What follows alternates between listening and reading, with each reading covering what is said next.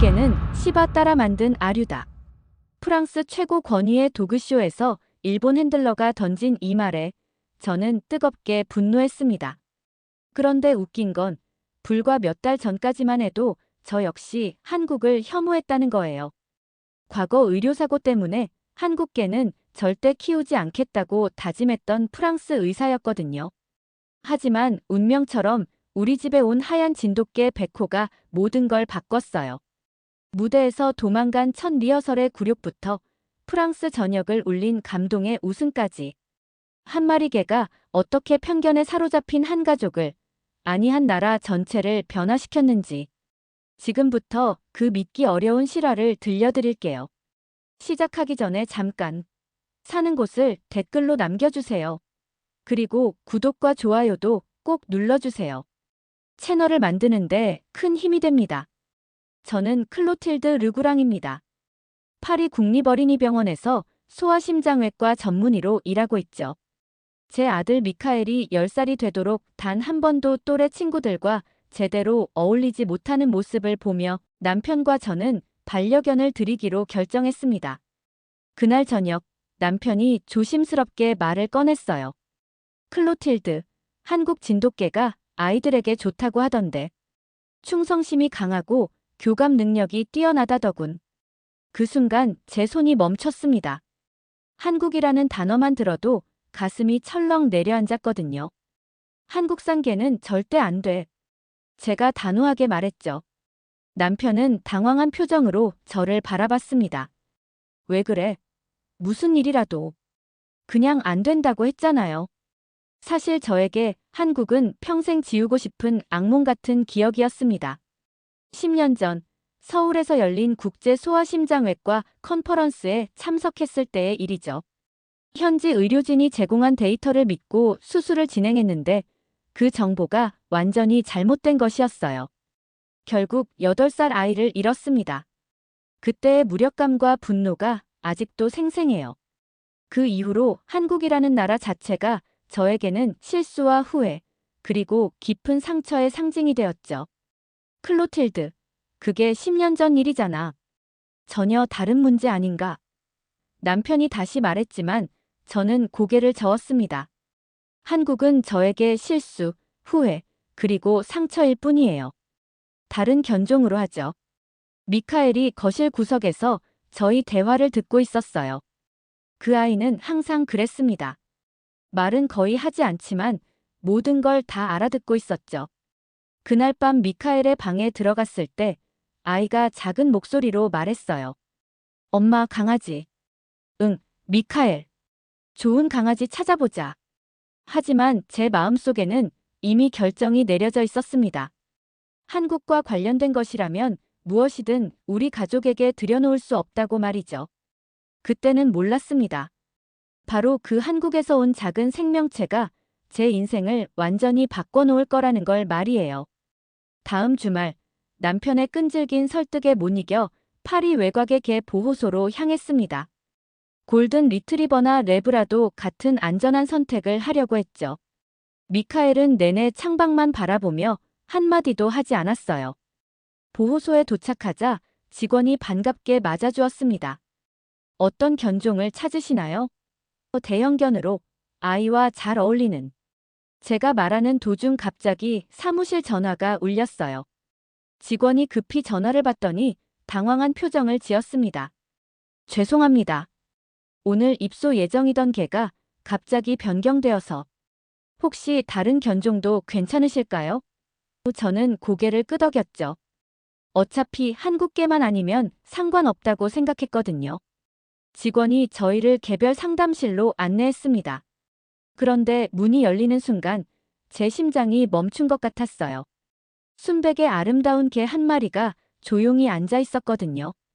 뾰족한 귀, 말린 꼬리, 그리고 깊고 맑은 눈빛. 이 아이 이름이 뭔가요? 제가 떨리는 목소리로 물었습니다. 백호라고 해요. 한국에서 온 진돗개입니다. 그 순간 제 온몸에 소름이 돋았죠. 하필이면 제가 그토록 피하려던 한국개였던 거예요.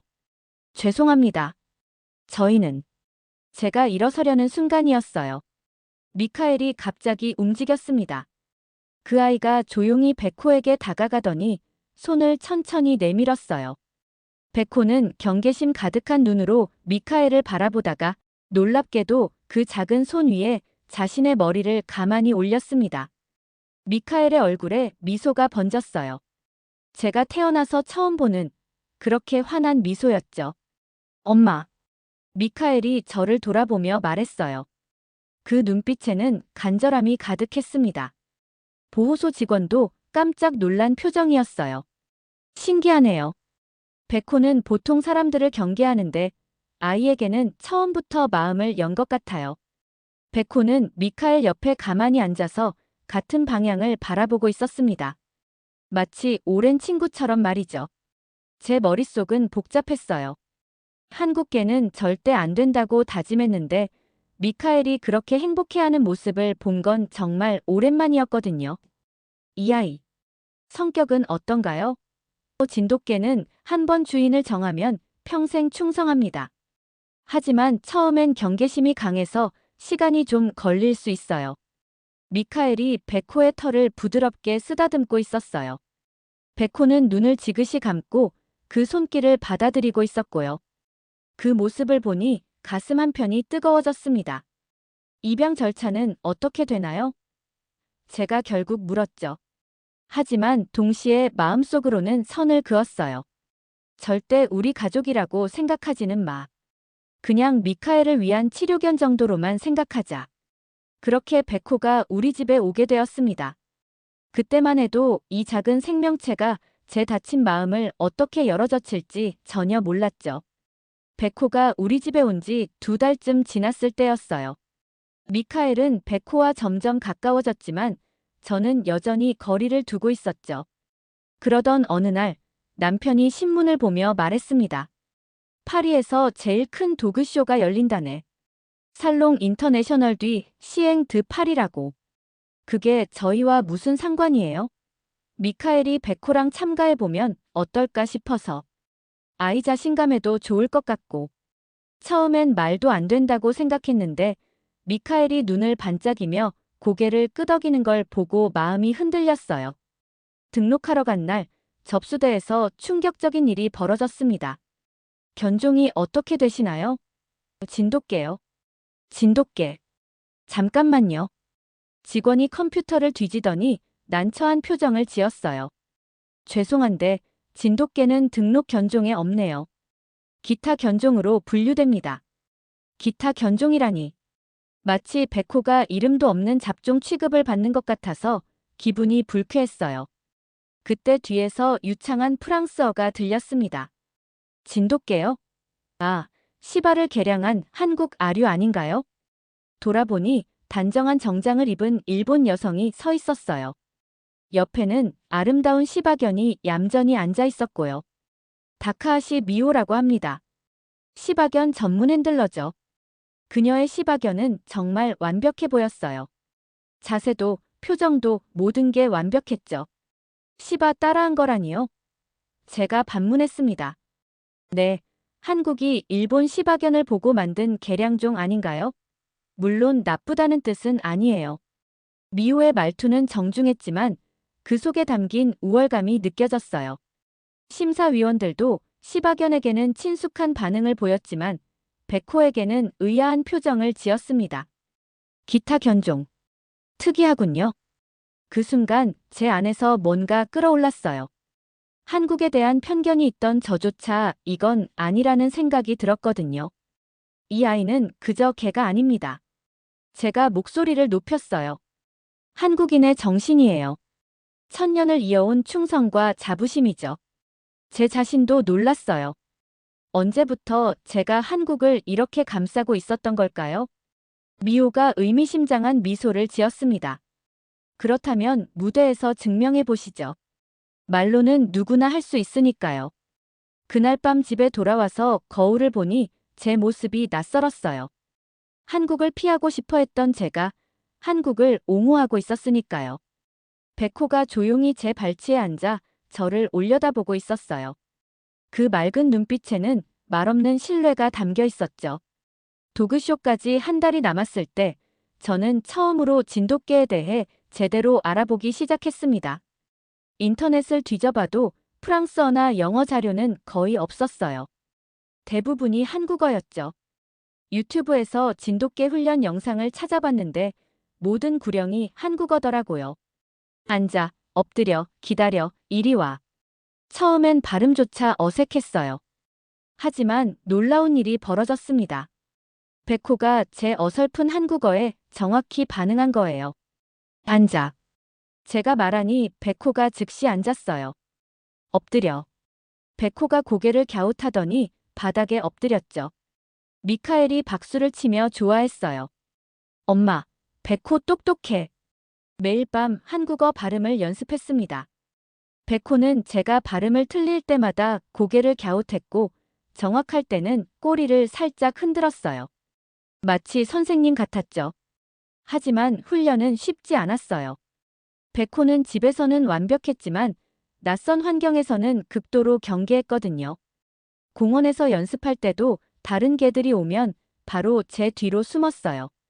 리허설 날이 왔습니다. 도그쇼 회장에 들어서는 순간 백호가 온몸을 떨기 시작했어요. 수백 명의 사람들, 밝은 조명, 시끄러운 소음. 모든 게 백호에게는 위협적으로 느껴진 것 같았어요. 괜찮아, 백호야. 제가 다독였지만 소용없었어요. 무대에 오르자마자 백호가 꽁무니를 빼고 도망쳤거든요. 관중들 사이로 사라져버린 백호를 찾아 헤매는 동안 제 얼굴은 화끈거렸어요. 간신히 백호를 찾았을 때 미호가 조용히 다가왔습니다. 예상했어요. 진돗개는 예민하다고 들었거든요.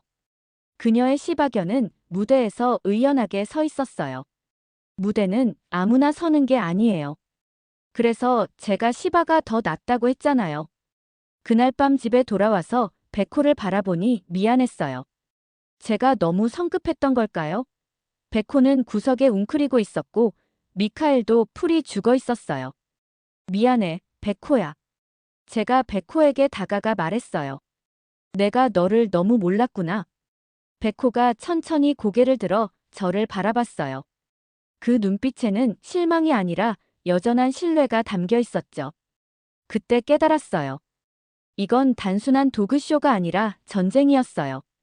편견과의 전쟁, 제 자신과의 전쟁. 그리고 이 전쟁에서 백호는 제 편이었고 저 역시 백호의 편이어야 했어요. 다시 해보자, 백호야.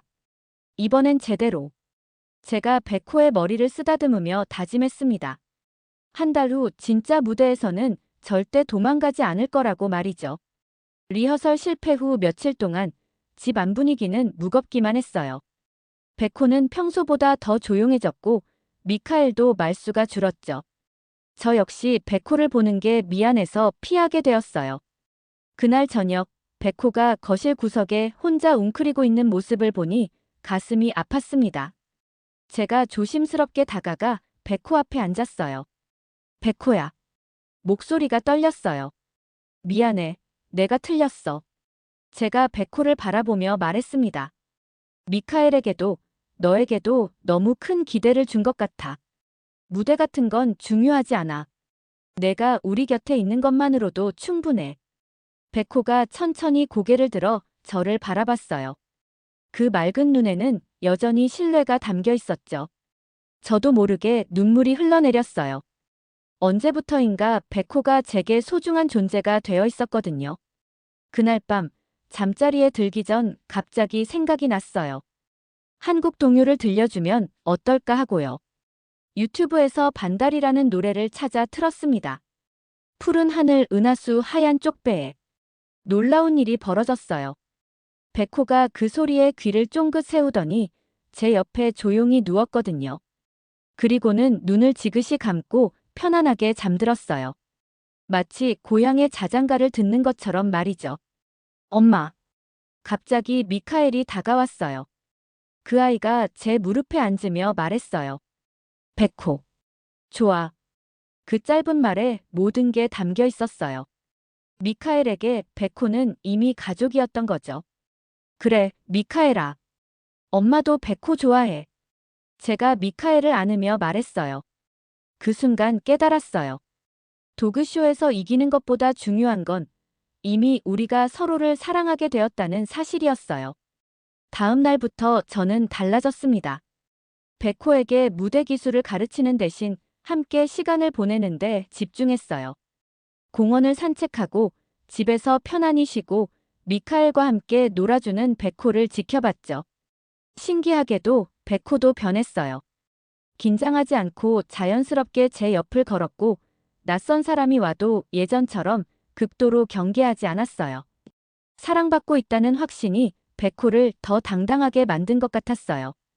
백호야, 이제 무대 같은 건 중요하지 않아. 제가 백호의 머리를 쓰다듬으며 말했어요. 내가 우리 가족인 게 제일 중요해. 백호가 제 손을 핥으며 꼬리를 흔들었어요. 하지만 마음 한구석에서는 여전히 아쉬움이 남았어요. 미호의 그 도도한 미소와 무대는 아무나 서는 게 아니다라는 말이 자꾸 떠올랐거든요. 정말로 백호는 무대에 설 수 없는 걸까요? 도그쇼 당일이 밝았습니다.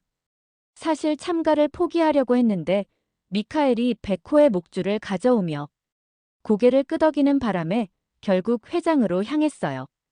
그래, 한번 해보자. 결과가 어떻든 상관없어. 회장에 도착하니 이미 많은 참가자들이 와 있었어요. 미호의 시박연은 여전히 완벽했죠. 차분하게 앉아서 주변을 둘러보는 모습이 정말 프로페셔널해 보였어요. 반면 백호는 다리를 약간 떨고 있었지만 예전처럼 도망가지는 않았어요. 기타 견종 부문, 진돗개 백호입니다.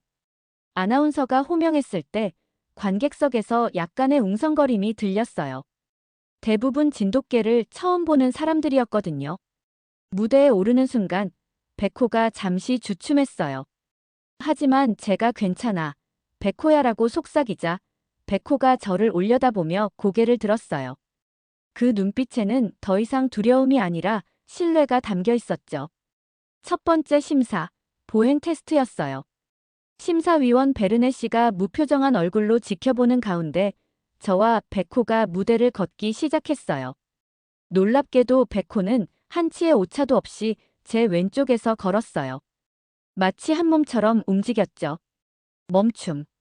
심사위원의 지시에 저희는 정확히 멈췄어요. 백호는 흔들림 없이 제 옆에 서서 정면을 바라봤죠. 관객석에서 작은 박수 소리가 들렸어요.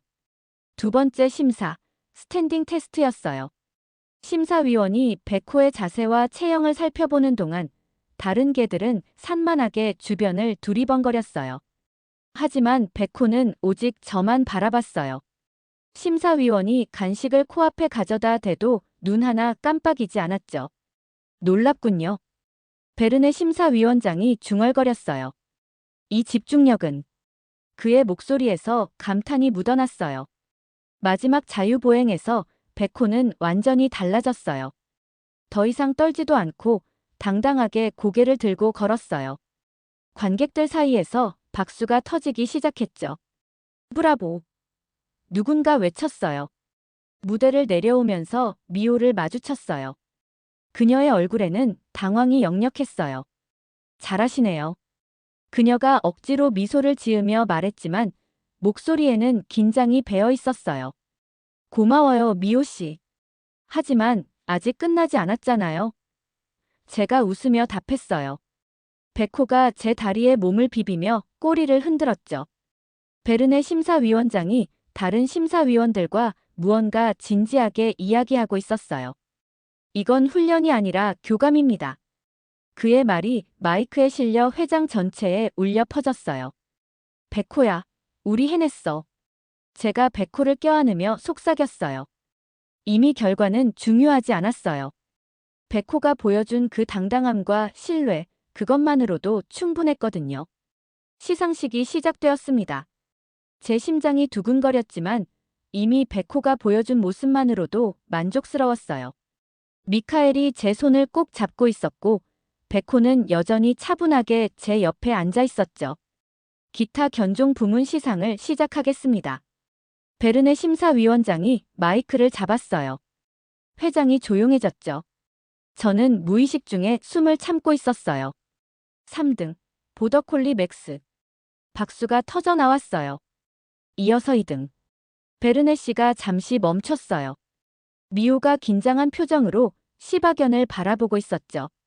시바견 하나코. 미호의 얼굴이 굳어졌어요. 2등이라니. 그녀는 항상 1등만 했었거든요. 시바견 하나코도 어리둥절한 표정으로 주변을 둘러봤어요. 그리고 1등은 베르네 씨가 천천히 말했어요. 제 심장이 멈춘 것 같았어요. 진돗개 백호입니다. 순간 귀가 멍해졌어요. 관중들이 기립박수를 치는 소리가 마치 바다 소리처럼 들렸죠. 미카엘이 엄마 하고 외치며 저를 안았어요. 백호는 여전히 침착하게 앉아서 저를 바라보고 있었죠. 정말인가요? 제가 떨리는 목소리로 물었어요. 네, 축하드립니다. 백호의 집중력과 핸들러와의 교감은 정말 인상적이었습니다. 베르네 씨가 미소를 지으며 말했어요. 트로피를 받으러 무대에 올랐을 때 관객들의 박수가 더욱 커졌어요. 브라보, 진돗개. 한국개 멋있다. 여기저기서 함성이 터져 나왔죠. 제 눈에서 눈물이 흘러내렸어요. 미호가 굳은 얼굴로 자리를 뜨려고 하는데 제가 다가갔어요. 미호 씨. 그녀가 돌아봤죠. 오늘 좋은 경험이었어요. 시바견도 정말 훌륭했어요. 그 아이는 미호가 백호를 바라보며 말했어요. 진짜였네요. 제가 틀렸어요. 그녀의 목소리에는 인정하기 싫지만 인정할 수밖에 없는 탄복이 담겨 있었어요. 베르네 심사위원장이 인터뷰를 요청했어요. 오늘 백호의 모습은 정말 특별했습니다. 비결이 뭔가요? 사랑이요. 제가 백호를 쓰다듬으며 말했어요. 서로를 믿고 사랑하는 마음이 전부였어요. 사진 촬영이 시작되었어요.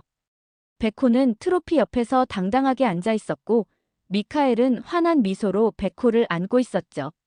그 장면이 공식 도그쇼 SNS에 올라갔어요. 다음 날 아침, 남편이 신문을 들고 왔어요. 클로틸드, 이것 좀 봐. 일면에 우리 사진이 실려 있었어요. 헤드라인은 한국에게 프랑스를 울리다였죠. 믿을 수가 없어. 제가 중얼거렸어요. 백호가 제 발치에서 평온하게 누워 있었어요. 마치 이 모든 소동이 당연하다는 듯이 말이죠. 그때 깨달았어요. 이건 단순한 도그쇼 우승이 아니라 편견을 깨뜨린 역사적인 순간이었다는 걸 말이에요. 그리고 그 중심에 우리 백호가 있었다는 사실이 너무나 자랑스러웠어요. 우승 이후 일주일 동안 우리 집은 완전히 뒤바뀌었어요. 인터뷰 요청이 쇄도했고 프랑스 전국의 방송국에서 연락이 왔죠. 제가 가장 감명 깊었던 건 어린이 병원 동료들의 반응이었어요. 클로틸드, 정말 대단해. 내가 그렇게 감정적일 줄 몰랐어. 동료 의사가 말했어요. 맞아요. 저도 몰랐거든요. 제가 이렇게 뜨거운 마음을 가지고 있었다는 걸 말이에요. 가장 큰 방송국 인터뷰에서 기자가 물었어요. 한국에 대한 인식이 많이 바뀌셨을 것 같은데요? 저는 한국을 오해하고 있었습니다. 제가 솔직하게 답했어요. 과거의 아픈 기억 때문에 편견을 가지고 있었죠. 하지만 백호를 통해 제 아들도 저 자신도 구원받았어요. 방송이 나간 후 놀라운 일이 벌어졌어요. 진돗개 입양 문의가 폭주한 거예요. 저희도 진돗개를 키우고 싶어요. 한국개는 어디서 분양받을 수 있나요? 보호소에서는 문의 전화를 받느라 바빴다고 했어요. 한 달 후 더욱 뜻깊은 일이 생겼어요. 프랑스 최초의 진돗개 커뮤니티 진도 프랑스가 창립된 거예요. 제가 명예회장으로 추대되었죠. 정말 영광입니다. 하지만 진짜 공로자는 백호예요. 첫 모임 날 20마리가 넘는 진돗개들이 파리 시내 공원에 모였어요. 모두 백호 때문에 관심을 가지게 되었다고 했죠. 백호는 다른 진돗개들 사이에서도 당당했어요. 마치 선배 같았죠. 백호 덕분에 프랑스에서 한국 문화에 대한 관심이 높아졌어요. 한국문화원 관계자가 말했어요. 진돗개뿐만 아니라 한국어 수강 신청도 늘었다고 해요. 미카엘도 많이 변했어요. 학교에서 친구들이 너희 집 개가 그 유명한 백호구나 라며 관심을 보이니까 자연스럽게 대화가 늘어났어요. 엄마, 친구들이 백호 보러 오고 싶대. 미카엘이 처음으로 친구들을 집에 초대했어요. 어느 날 저녁, 에펠탑이 보이는 공원 벤치에 앉았어요. 백호와 미카엘, 그리고 저. 노을이 아름다웠죠. 백호야. 제가 백호의 머리를 쓰다듬으며 말했어요. 이제 알겠어. 우리가 널 지킨 게 아니라 내가 우릴 바꾼 거야. 백호가 제 손을 가만히 하였어요. 그 따뜻한 혀의 감촉에서 모든 게 느껴졌어요. 사랑, 신뢰, 그리고 가족이라는 의미. 미카엘이 백호를 안으며 말했어요. 백호는 가족. 그 짧은 말에 모든 게 담겨 있었죠. 이제 백호는 더 이상 한국에서 온 낯선 개가 아니었어요. 우리 가족의 일부였고 제 인생을 바꿔준 소중한 존재였어요. 그래, 백호야. 이제 알겠어. 제가 백호를 껴안으며 속삭였어요. 내가 한국이고 내가 가족이야. 그렇게 우리의 새로운 시작이 되었습니다. 편견의 벽을 허물고 사랑으로 하나가 된 진짜 가족 말이에요. 오늘의 이야기는 여기까지입니다. 끝까지 들어주셔서 감사합니다. 좋아요, 구독 눌러주시고 지금 듣고 계신 곳을 댓글로 알려주세요.